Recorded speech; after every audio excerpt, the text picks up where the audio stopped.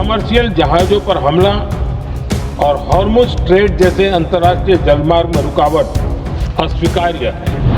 युद्ध का खेती पर क्या प्रभाव होगा? देश के किसानों ने हमारे अन्न के भंडार भर रखे हैं। युद्ध का एक बहुत बड़ा चैलेंज ये भी है कि भारत में गर्मी का मौसम शुरू हो रहा है। आने वाले समय में बढ़ती गर्मी के साथ बिजली की डिमांड बढ़ती जाएगी। फिलहाल देश के सभी पावर प्लांट्स के पर्याप्त कोल स्टॉक उपलब्ध है। ऐसे समय में कालाबाजारी करने वाले, जमाखोरी करने वाले एक्टिव हो जाते हैं। इसके लिए कड़ी मॉनिटरिंग जरूरी है। हम कोरोना के समय भी एकजुटता से ऐसी चुनौतियों का सामना कर चुके हैं। आदरणीय अध्यक्ष महोदय, मैं इस सम्मानित सदन में पश्चिम एशिया में चल रहे संघर्ष और इसकी वजह से भारत के सामने आई चुनौतियों पर बात रखने के लिए उपस्थित हुआ हूं। इस समय पश्चिमी एशिया के हालत चिंताजनक है।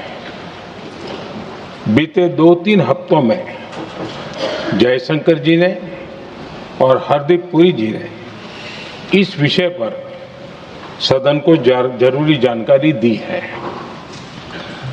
अब इस संकट को 3 सप्ताह से ज्यादा हो रहा है। इसका पूरे विश्व की अर्थव्यवस्था पर, लोगों के जीवन पर बहुत ही विपरीत असर हो रहा है। इसलिए पूरी दुनिया इस संकट के जल्द से जल्द समाधान के लिए सभी पक्षों से आग्रह भी कर रही है। अध्यक्ष महोदय, भारत के सामने भी इस युद्ध ने अप्रत्याशित चुनौतियां खड़ी कर दी हैं। ये चुनौतियां आर्थिक भी हैं, नेशनल सिक्योरिटी से जुड़ी भी हैं और मानवीय भी हैं। युद्धरत और युद्ध से प्रभावित देशों के साथ भारत के व्यापक व्यापारिक रिश्ते हैं। जिस क्षेत्र में युद्ध हो रहा है वो दुनिया के दूसरे देशों के साथ हमारे व्यापार का भी एक महत्वपूर्ण रास्ता है। विशेष रूप से कच्चे तेल और गैस की हमारी जरूरतों का एक बड़ा हिस्सा यही क्षेत्र पूरा करता है। हमारे लिए ये रीजन एक और कारण से भी अहम है। लगभग 1 करोड़ भारतीय खाड़ी देशों में रहते हैं और वहां काम करते हैं। वहां समंदर में जो कमर्शियल शिप चलते हैं उनमें भारतीय क्रू मेंबर्स की संख्या भी बहुत अधिक है।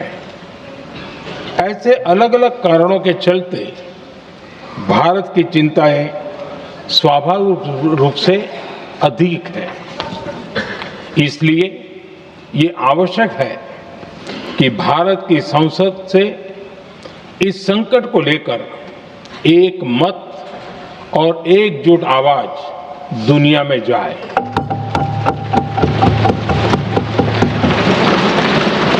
अध्यक्ष जी, जब से ये युद्ध शुरू हुआ है तब से ही प्रभावित देशों में हर भारतीय को जरूरी मदद दी जा रही है। मैंने खुद पश्चिम एशिया के ज्यादातर देशों के राष्ट्राध्यक्षों के साथ 2 राउंड फोन पर बात की है। सभी ने भारतीयों की सुरक्षा का पूरा आश्वासन दिया है। दुर्भाग्य से इस दौरान कुछ लोगों की दुखद मृत्यु हुई है और कुछ घायल हुए हैं। ऐसे मुश्किल हालात में परिवारजनों को आवश्यक मदद दी जा रही है। जो घायल है उनका बेहतर इलाज सुनिश्चित कराया जा रहा है।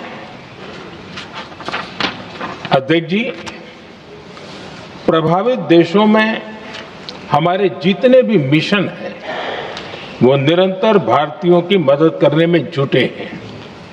वहां काम करने वाले भारतीय हो या फिर जो टूरिस्ट वहां गए हैं, सभी को हर संभव मदद दी जा रही है।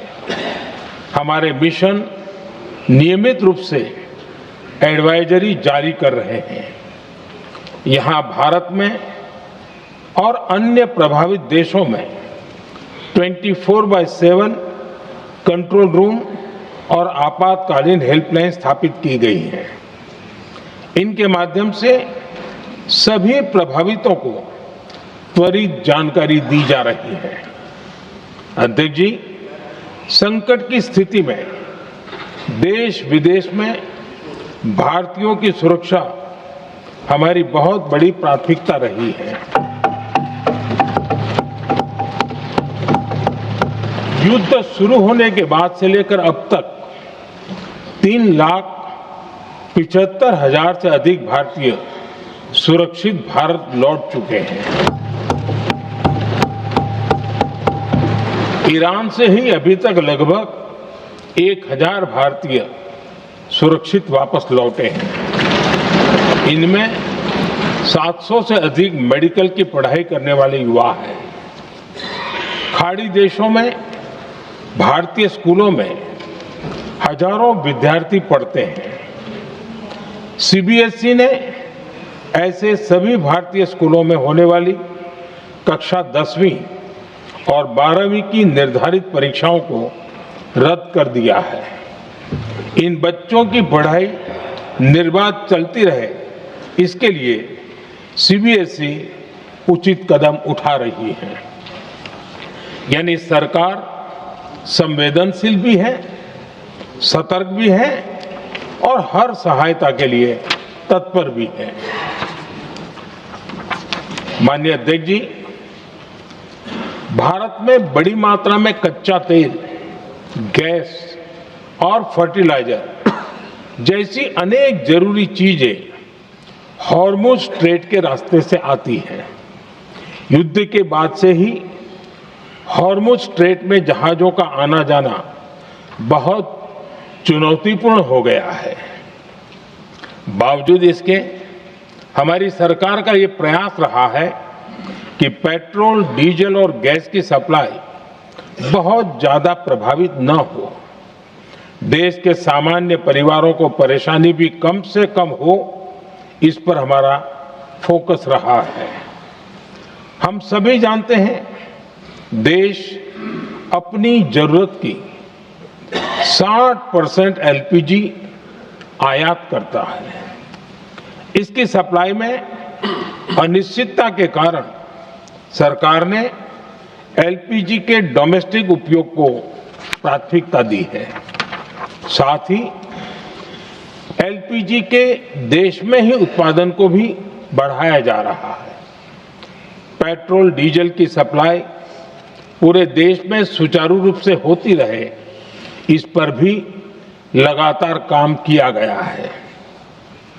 अध्यक्ष जी, आज की इन परिस्थितियों में एनर्जी सिक्योरिटी को लेकर बीते एक दशक में उठाए गए कदम और भी प्रासंगिक हो गए हैं। भारत ने बीते 11 वर्षों में अपनी एनर्जी इंपोर्ट का डाइवर्सिफिकेशन किया है। पहले क्रूड ऑयल, एलएनजी, एलपीजी ऐसी एनर्जी जरूरतों के लिए 27 देशों से इंपोर्ट किया जाता था। वहीं आज भारत 41 देशों से एनर्जी इंपोर्ट करता है। अध्यक्ष जी, बीते दशक में भारत ने संकट के ऐसे ही समय के लिए कच्चे तेल के भंडारण को भी प्राथमिकता दी है। आज भारत के पास 53 लाख मीट्रिक टन से अधिक का स्ट्रेटेजिक पेट्रोलियम रिजर्व है और 65 लाख मैट्रिक टन से अधिक के रिजर्व की व्यवस्था पर देश काम कर रहा है। हमारी तेल कंपनियों के पास जो रिजर्व रहता है वो अलग है। बीते 11 वर्षों में हमारी रिफाइनिंग कैपेसिटी में भी उल्लेखनीय वृद्धि हुई है।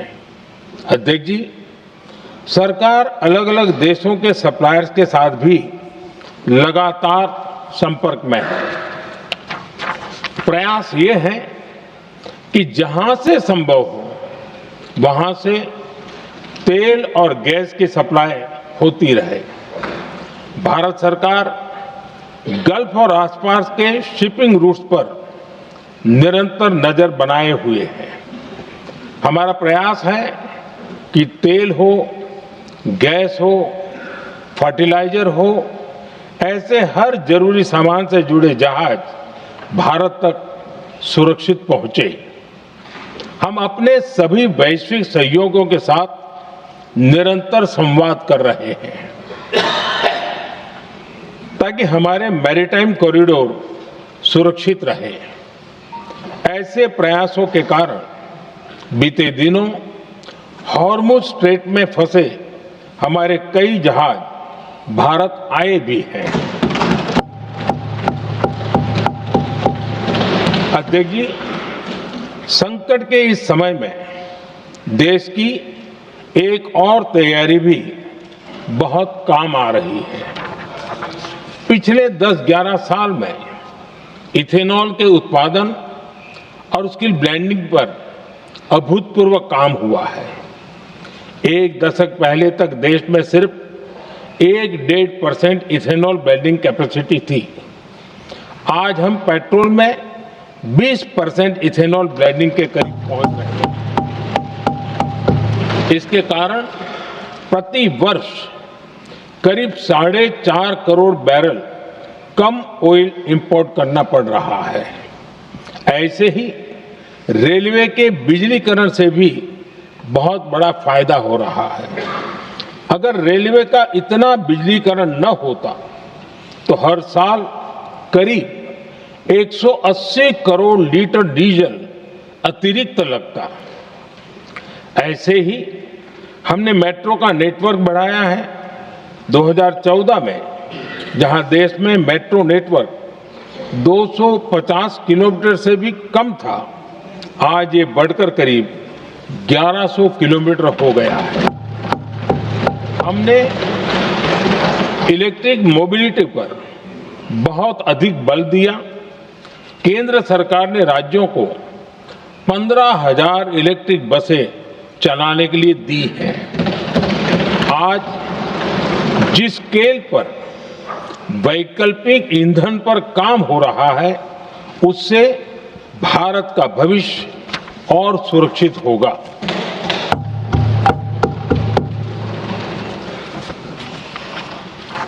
आदरणीय अध्यक्ष जी, हम जानते हैं कि एनर्जी आज इकोनॉमी की रीढ़ है और ग्लोबल एनर्जी नीड्स को पूरा करने वाला एक बड़ा सोर्स वेस्ट एशिया है। स्वाभाविक है कि दुनिया भर की अर्थव्यवस्था वर्तमान संकट से प्रभावित हो रही है और भारत पर इसका कम से कम दुष्प्रभाव हो, इसके लिए निरंतर प्रयास किए जा रहे हैं। सरकार इसके शॉर्ट टर्म, मीडियम टर्म और लॉन्ग टर्म ऐसे हर असर के लिए एक रणनीति के साथ काम कर रही है। आज भारत की इकोनॉमी के फंडामेंटल्स मजबूत है।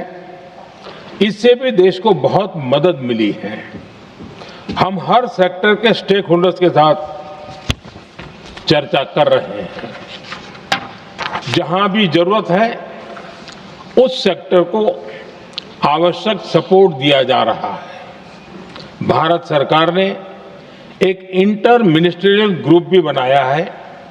ये ग्रुप हर रोज मिलता है और हमारे इंपोर्ट एक्सपोर्ट में आने वाली हर दिक्कत का आकलन करता है और ये ग्रुप आवश्यक समाधान पर भी निरंतर काम करता है। मुझे पूरा भरोसा है कि सरकार और इंडस्ट्री के साझा प्रयासों से हम परिस्थितियों का बेहतर सामना कर पाएंगे। माननीय अध्यक्ष जी, एक बड़ा सवाल ये है कि युद्ध का खेती पर क्या प्रभाव होगा। देश के किसानों ने हमारे अन्न के भंडार भर रखे हैं, इसलिए भारत के पास पर्याप्त खाद्यान्न है। हमारा ये भी प्रयास है कि खरीफ सीजन की ठीक से बुआई हो सके। सरकार ने बीते सालों में आपात स्थिति से निपटने के लिए खाद की पर्याप्त व्यवस्था भी की है। अतीत में भी हमारी सरकार ने दुनिया के संकटों का बोझ किसानों पर नहीं पड़ने दिया था। कोरोना और उस समय के युद्धों के दौरान उस समय भी ग्लोबल सप्लाई चेन में डिस्ट्रप्शन आ गई थी। दुनिया के बाजार में यूरिया की एक बोरी 3,000 रुपये तक पहुंच गई, लेकिन भारत के किसानों को वही बोरी 300 रुपये से भी कम कीमत में उपलब्ध कराई गई। अध्यक्ष जी, देश के किसानों को इस प्रकार के संकटों से बचाने के लिए भी बीते वर्षों में अनेक कदम उठाए गए हैं। पिछले एक दशक में देश में 6 यूरिया प्लांट शुरू किए गए हैं। इससे सालाना 76 लाख मैट्रिक टन से अधिक की यूरिया प्रोडक्शन कैपेसिटी जुड़ी है। इस दौरान डीएपी और एनपीकेएस जैसी खाद का घरेलू उत्पादन भी करीब 50 लाख मैट्रिक टन बढ़ाया गया है। इतना ही नहीं, तेल और गैस की तरह खाद के आयात को भी डाइवर्सिफाई किया गया है। ऐसे ही डीएपी और एनपीके के आयात के लिए भी हमने अपने विकल्पों को विस्तार किया है। अध्यक्ष जी, सरकार ने देश के किसानों को made in India nano urea का विकल्प भी दिया है। सरकार किसानों को प्राकृतिक खेती के लिए भी प्रोत्साहित कर रही है। पीएम कुसुम योजना के तहत किसानों को 22 लाख से ज्यादा सोलर पंप दिए गए हैं। इससे भी डीजल पर उनकी निर्भरता कम हुई है। मैं सदन के माध्यम से देश के किसानों को विश्वास दिलाता हूं कि सरकार किसानों की हर संभव मदद करती रहेगी। आदरणीय अध्यक्ष जी, युद्ध का एक बहुत बड़ा चैलेंज ये भी है कि भारत में गर्मी का मौसम शुरू हो रहा है। आने वाले समय में बढ़ती गर्मी के साथ बिजली की डिमांड बढ़ती जाएगी। फिलहाल देश के सभी पावर प्लांट्स के पर्याप्त कोल स्टॉक्स उपलब्ध है। भारत ने लगातार दूसरे साल 100 करोड़ टन कोयला उत्पादन करने का रिकॉर्ड बनाया है। पावर जनरेशन से लेकर पावर सप्लाई तक के हमारे सभी सिस्टम की निरंतर मॉनिटरिंग भी की जा रही है और सरकार की तैयारियां उसको रिन्यूएबल एनर्जी से भी मदद मिली है। बीते दशक में रिन्यूएबल एनर्जी की तरफ देश ने बड़े कदम उठाए हैं।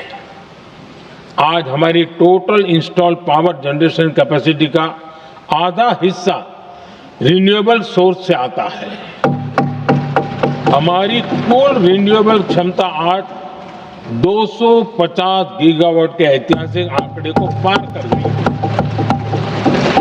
बीते 11 वर्षों में देश ने अपनी सोलर पावर कैपेसिटी करीब 3 गीगावाट से बढ़ाकर 140 गीगावाट तक पहुंचाई है। बीते वर्षों में देश में करीब 40 लाख रूफटॉप सोलर लगे हैं। इसमें पीएम सूर्यघर मुफ्त बिजली योजना से भी लोगों को काफी मदद मिली है।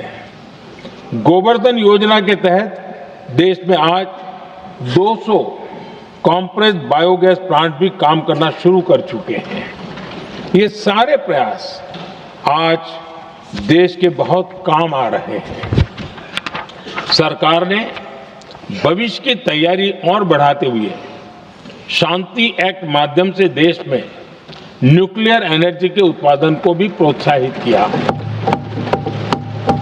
कुछ ही दिन पहले small hydro power development scheme को भी हरी झंडी दी गई है, जिससे अगले 5 वर्षों में 1500 मेगावाट नई हाइड्रो पावर कैपेसिटी जोड़ी जाएगी। आदरणीय अध्यक्ष जी, जहां तक डिप्लोमेसी की बात है, भारत की भूमिका स्पष्ट है। शुरुआत से ही हमने इस संघर्ष को लेकर अपनी गहरी चिंता व्यक्त की है। मैंने स्वयं भी पश्चिम एशिया की सभी संबंधित नेताओं से बातचीत की है। मैंने सभी से तनाव को कम करने और इस संघर्ष को खत्म करने का आग्रह किया है। भारत ने नागरिकों, एनर्जी और ट्रांसपोर्ट से जुड़े इंफ्रास्ट्रक्चर पर हमलों का विरोध किया है। कमर्शियल जहाजों पर हमला और हॉर्मुज स्ट्रेट जैसे अंतर्राष्ट्रीय जलमार्ग में रुकावट अस्वीकार्य है। भारत डिप्लोमेसी के जरिए युद्ध के इस माहौल में भी भारतीय जहाजों के सुरक्षित आवागमन के लिए निरंतर प्रयास कर रहा है। अध्यक्ष महोदय, भारत हमेशा से ही मानवता के हित में और शांति के पक्ष में अपनी आवाज उठाता रहा है। मैं फिर कहूंगा कि बातचीत और कूटनीति ही इस समस्या का समाधान है। हमारे हर प्रयास तनाव को कम करने, इस संघर्ष को समाप्त करने के लिए है। इस युद्ध में किसी के भी जीवन पर संकट मानवता के हित में नहीं है।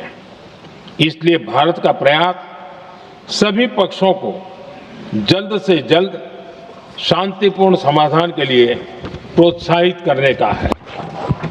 अध्यक्ष जी, जब ऐसे संकट आते हैं तो कुछ तत्व इसका गलत फायदा उठाने की कोशिश भी करते हैं। इसलिए कानून व्यवस्था सुनिश्चित करने वाली सभी एजेंसियों को अलर्ट पर रखा गया है। कोस्टल सिक्योरिटी हो, बॉर्डर सिक्योरिटी हो, साइबर सिक्योरिटी हो, स्ट्रेटेजिक इंस्टॉलेशंस हो, सबकी सुरक्षा को और मजबूत किया जा रहा है। अध्यक्ष जी, इस युद्ध के कारण दुनिया में जो कठिन हालात बने हैं, उनका प्रभाव लंबे समय तक बने रहने की आशंका है। इसलिए हमें तैयार रहना होगा, हमें एकजुट रहना होगा।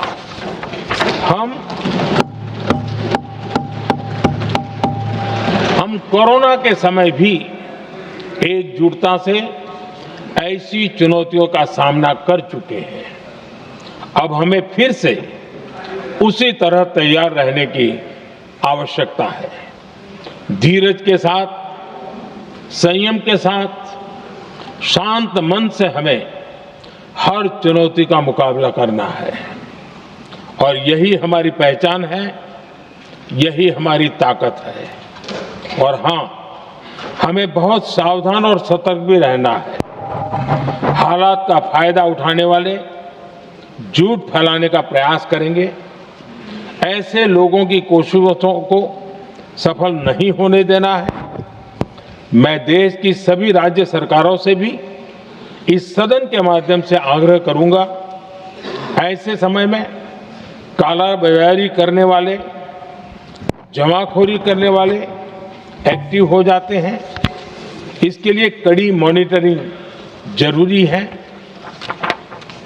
जहां से भी ऐसी शिकायतें आती हैं, वहां त्वरित कार्रवाई होनी चाहिए।